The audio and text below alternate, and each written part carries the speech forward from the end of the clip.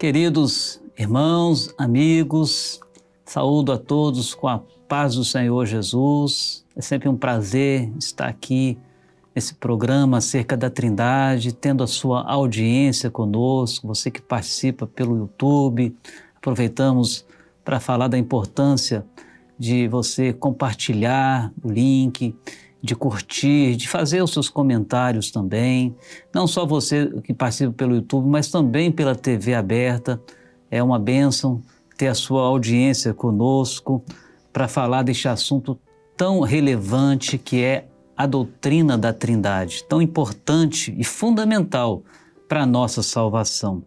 Nós vamos falar hoje aqui sobre a rocha que foi ferida para suprir a necessidade de sede do povo de Israel no deserto. E conosco aqui, como sempre, nosso querido pastor Leonardo. A paz do Senhor, companheiro. A paz do Senhor, pastor Luciano. A paz do Senhor a todos os nossos irmãos que têm continuado conosco nesse programa. Nós vamos dar início, como sempre, lendo o texto fundamental que está registrado em Êxodo, no capítulo 17, verso 6, que diz assim: Eis que eu estarei ali diante de ti, sobre a rocha, em Horebe, e tu ferirás a rocha, e dela sairão águas, e o povo beberá. E Moisés assim o fez, diante dos olhos dos anciãos de Israel. Queridos irmãos e amigos, nós observamos aqui nesse texto mais um dos grandes milagres operados por Deus sobre o povo de Israel. Aquela geração, nós sempre falamos quando temos oportunidade, foi a geração que mais viu os sinais poderosos de Deus, os milagres, as maravilhas. Aquela geração que saiu do Egito, que por 40 anos foi sustentada no deserto. Mas mesmo diante de tantos sinais maravilhosos, tanto poder de Deus sendo manifesto, mesmo assim, eles continuaram com o coração cheio de ingratidão, murmurando. E nós falamos aqui em alguns episódios anteriores da murmuração como um risco muito grande para a vida do crente, porque os resultados, as consequências da murmuração são os piores possíveis, não é? A murmuração faz o crente perder a salvação. Quando o crente entra nesse ciclo vicioso, podemos assim dizer, nós falamos naquele episódio sobre a gratidão, sobre o cântico de Moisés, que nós temos, o servo de Deus tem um ciclo na vida dele que é batalha, oração, vitória e glória a Jesus. Glória a Deus. Até um louvor que nós cantamos, gostamos muito de cantar na igreja. Então, diante das batalhas, nós vamos à oração, clamar ao Senhor, falamos da importância do clamor. E depois que nós clamamos, vem a vitória, vem a resposta do Senhor. E quando vem a vitória, a resposta, não pode faltar a gratidão. Mas o povo de Israel incluiu como um elemento nesse ciclo, no lugar da oração, substituiu a oração por murmuração, por reclamação, por queixa. A murmuração, a palavra até parece com oração, mas o significado é totalmente diferente, não é? É inverso. Enquanto a oração nos aproxima mais de Deus e nos prepara, nos capacita para alcançarmos as respostas do Senhor, as bênçãos de Deus, a murmuração é o contrário, só nos afasta do Senhor, é aquele sentimento de insatisfação, de descontentamento, leva à falta da fé, leva à amargura da alma, já falamos aqui também. Então, são coisas ruins que vêm para a vida do crente, justamente para afastar o homem cada vez mais da presença do Senhor. Então, Israel se deixou levar por esse ciclo vicioso, mais uma vez murmurando aqui, e a murmuração é que eles já estavam reclamando que Deus não estava mais com eles, né? Amém. Não é verdade, pastor Leonardo? É verdade. Mas o Senhor falou assim, olha, eu estarei diante de ti sobre a rocha em Horebe. E até passar a palavra agora para o pastor Leonardo, para ele falar um pouco sobre isso, né? Amém. Deus fala para Moisés aonde que Deus vai estar e diante dele. Porque quem estava obedecendo, ouvindo a voz do Senhor, sem criatividade nenhuma. Moisés era um homem que a palavra não mostra de nada do que ele fez que não fosse segundo a palavra do Senhor. Então Moisés estava obedecendo e o povo estava murmurando, porque quando da outra vez o Senhor leva eles para um lugar de águas amargas, eles murmuraram também, mas agora eles não estavam vendo água. Eles agora não estavam vendo mais nada. E eles agora de novo estavam com sede. E o Senhor fala para Moisés onde é que Deus estava. E quando o Senhor revela aonde Ele está, é porque Ele vai providenciar aquilo que você não está vendo.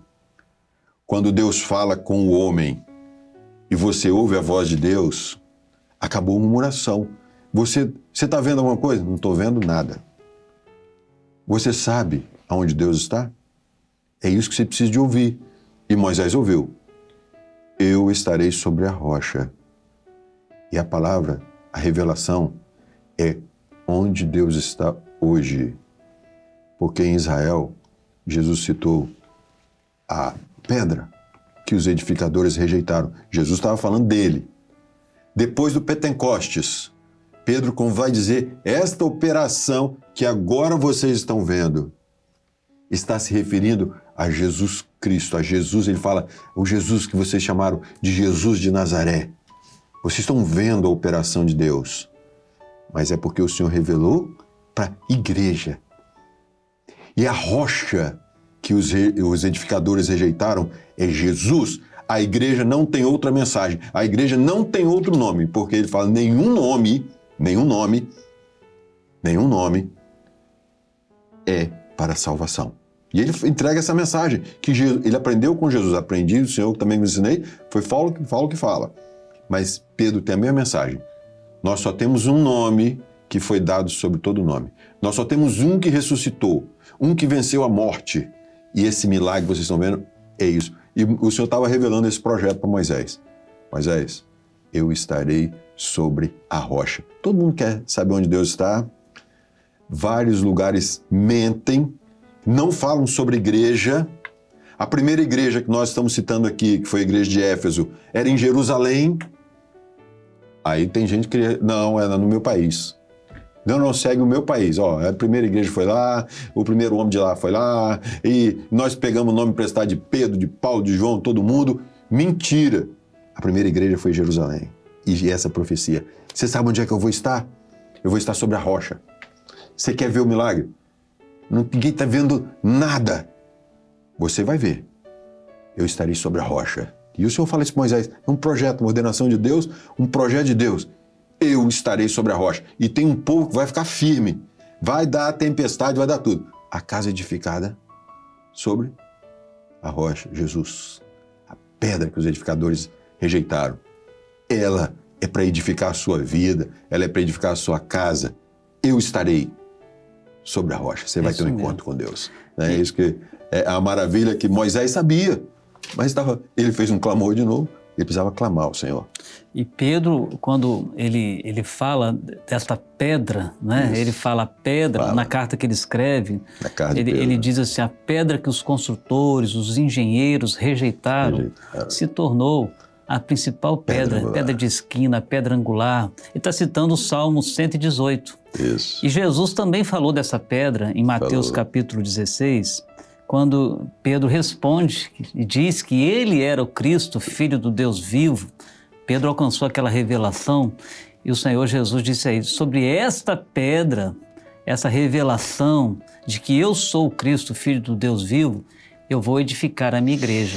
Isso. Então, o mundo rejeita Jesus, Mas para a igreja, nós que o servimos, que o aceitamos como único e suficiente Salvador, Jesus para nós é essa pedra principal que edifica a nossa vida, é o fundamento da nossa fé, o firme fundamento. E o que o Senhor disse para Moisés? Tu ferirás a rocha. Então, aquela atitude de Moisés de ferir a rocha apontava profeticamente para a rocha eterna, que é o Senhor Jesus, que é essa pedra espiritual, não é que nós podemos assim dizer, estava apontando profeticamente para um fato que ia acontecer séculos mais tarde, na cruz do Calvário. A rocha ferida. Jesus foi ferido. Uma fonte aberta. O texto está aqui, pastor Leonardo, Muito em bom. João, capítulo Muito 19, verso 34, a palavra descreve que Jesus foi ferido ao seu lado por um dos soldados. O soldado usou uma lança e do lado de Jesus saiu sangue e água. E água. Por que saiu água? Para se cumprir aquilo que estava na profecia. A rocha ferida. Só Jesus tem a água da salvação para oferecer ao homem, a água que sacia a nossa sede, porque a alma tem sede de Deus, do Deus vivo, e só Jesus tem. E que água é essa? É a palavra. Jesus falou isso para a mulher samaritana, não é? Olha, se você tomar dessa água aí do poço de Jacó, aquele que tomar dessa água voltará a ter sede, mas quem beber da água que eu lhe der, jamais terá sede de novo. Rios de águas vivas. Jesus falou no último dia da festa, lá em João, capítulo 7, 38. Muito bom. Aquele texto, né, pastor Leonardo? No último dia da festa, o grande dia da festa, se alguém tem sede, venha a mim e beba. Glória João 7, 37. Aí todos olharam para Jesus, atentos àquela declaração. Quando Jesus viu que todos estavam atentos, ele falou assim, no verso 38, quem crê em mim, como diz as Escrituras, rios de água viva fluirão do seu ventre. E o verso seguinte, o verso 39, explica que rios de água viva eram esses. E a palavra fala que era o Espírito Santo que ainda não havia sido derramado. Então, os rios de águas vivas que fluem no interior do crente que aceita Jesus é o fluir do Espírito Santo, o Espírito Santo que purifica, que santifica, que tira a impureza, não é? O processo da salvação, que é em santificação, é uma operação do Espírito Santo. São esses rios de águas vivas que fluem no nosso interior, não é, pastor Leonardo? Glória a Deus. Opera maravilhosamente na vida do crente. E quando o Senhor está falando, aquele que tem sede, vem a mim e beba. Quem olhou, viu um homem sem aparência, sem formosura, mas viu aquele que ia ser a rocha ferida, porque o Espírito Santo ainda não tinha sido dado. Mas era uma promessa dele. Vai ser dado. Quem tem sede, vem a mim e beba. E muitos beberam no Pentecostes. Essa fonte foi aberta no Calvário. E ele fala, permanecei em Jerusalém. E o Senhor descedentou a sede de toda a igreja. Então a Trindade é Pai, Filho e Espírito Santo. E a bênção é a igreja. A bênção é a igreja. Quem não tem igreja não faz parte da profecia. Eu vou estar ali. Aonde 2 ou 3 reunirem, eu estarei ali. É a igreja. A igreja tem uma ordenação. A igreja só fala de Jesus. A igreja fala de uma operação maravilhosa. Quem tem sede, você tem sede, o Senhor quer tirar a sua sede. Você tem ansiedade, o Senhor quer tirar a sua ansiedade.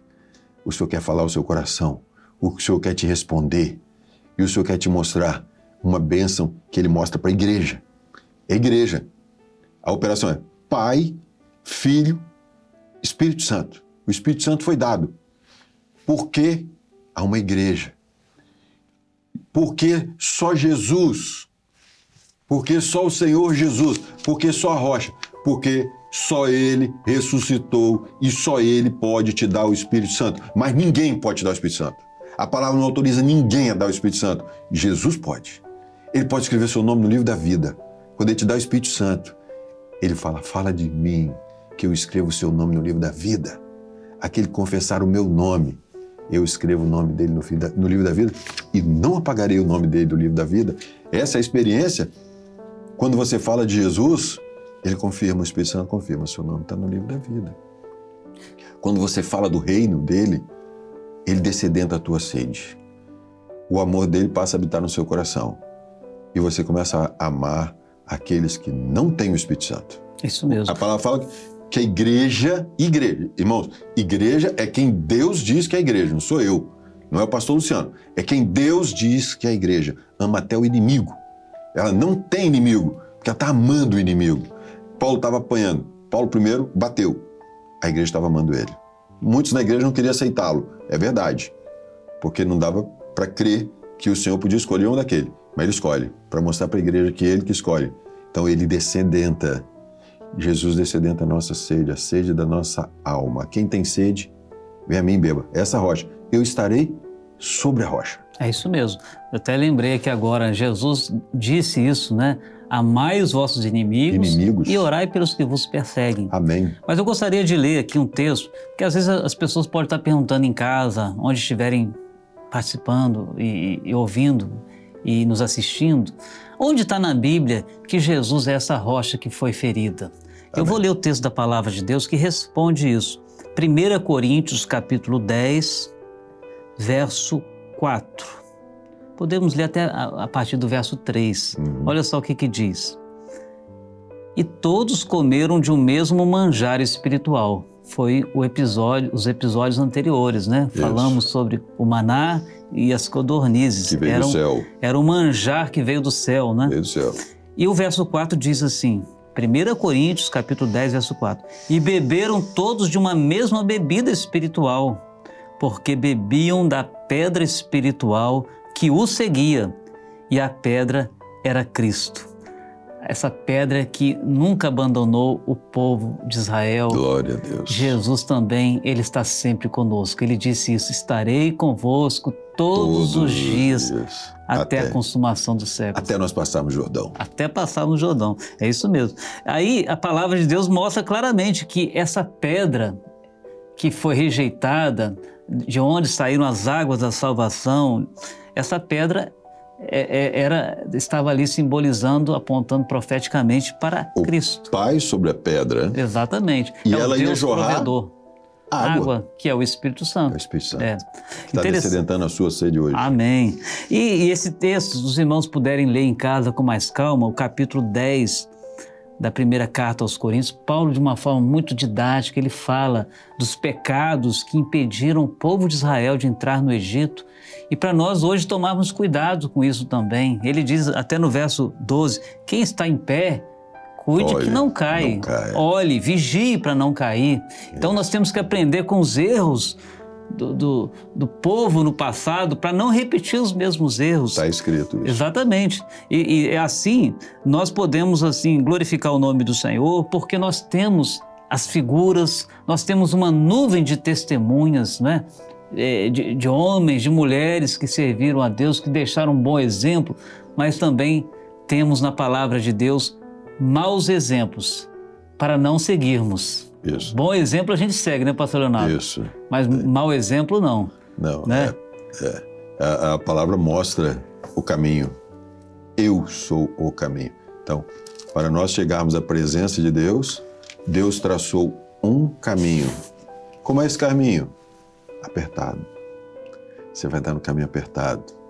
Da mesma forma que o seu pai, sua mãe, aqueles que tiveram educadores, exigiram de você uma ordenação para você andar no caminho apertado. Por quê? Porque você não pode errar. Você tem que ser conduzido. E Deus faz isso. Ele te conduz, Ele te corrige. Eu castigo e corrijo o que eu amo. E é isso que o Senhor revela. Para nós não errarmos, a palavra está escrita. A letra está aqui, mas nós precisamos de ouvir a voz do Espírito Santo, a revelação. A revelação vai tirar toda a sua ansiedade. Você vai andar nesse caminho louvando, dando glória a Deus, vendo esse jardim do Éden à sua frente, vendo essa operação, porque é milagre. Eu estarei sobre a rocha. Eles não estavam vendo água, eles estavam vendo nada, mas eu estarei sobre a rocha. Amém. A água, ela vai vir por um milagre. Pega aquela vara que você passou o mar vermelho, o Senhor fala com Moisés. Pega a vara que abriu o mar, que também eles não estavam vendo o caminho. Não tinha caminho. Pega aquela vara que te revelou o caminho. Fere a rocha. Ela vai ser um milagre na sua Amém. vida. Ela vai ser uma operação na sua vida. Nós estamos chegando já ao final. Eu gostaria de ler um texto da Palavra de Deus que está em Zacarias, um dos últimos profetas do Velho Testamento, no capítulo 13. Olha só que profecia maravilhosa a respeito do Senhor Jesus. Olha só o que ele diz: naquele dia haverá uma fonte aberta para a casa de Davi e para os habitantes de Jerusalém, contra o pecado e contra a impureza.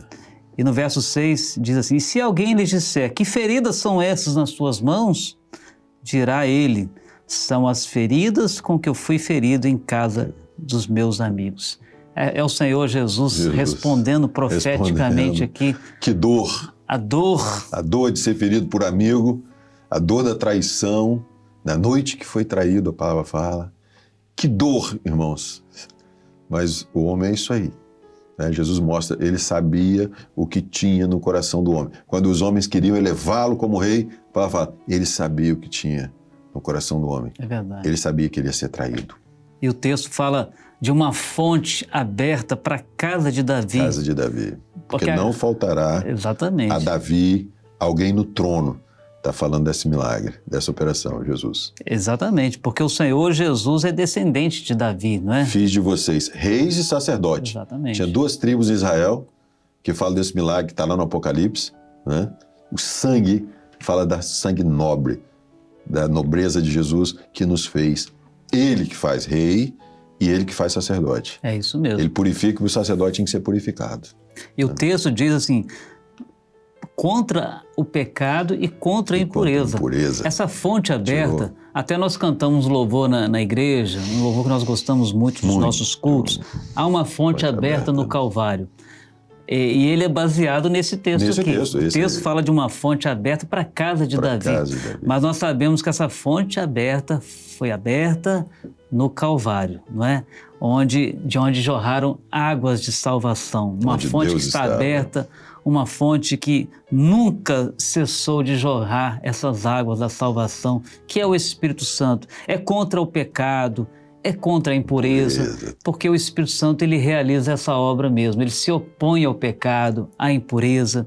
É ele que nos convence do pecado, né? Da justiça, do juízo, diz a palavra de Deus. Né? É ele que nos dá vida. E se você quiser, você pode ter acesso a essa fonte também. É só ir até Jesus. Amém. E lembrar do sacrifício que ele fez e clamar a ele, porque você vai sentir no seu interior rios de águas vivas fluindo no seu interior, né? Te libertando, trazendo refrigério, purificando a sua alma, trazendo paz e alegria para o seu coração. Estamos chegando ao final deste episódio e desejamos que Deus abençoe a todos os nossos queridos irmãos com a palavra que foi trazida aqui. A paz do Senhor Jesus, a paz do Senhor, pastor Leonardo. A paz do Senhor, pastor Luciano, a paz do Senhor a todos os irmãos, que todos possam ser purificados, lavados e remidos no sangue do Cordeiro.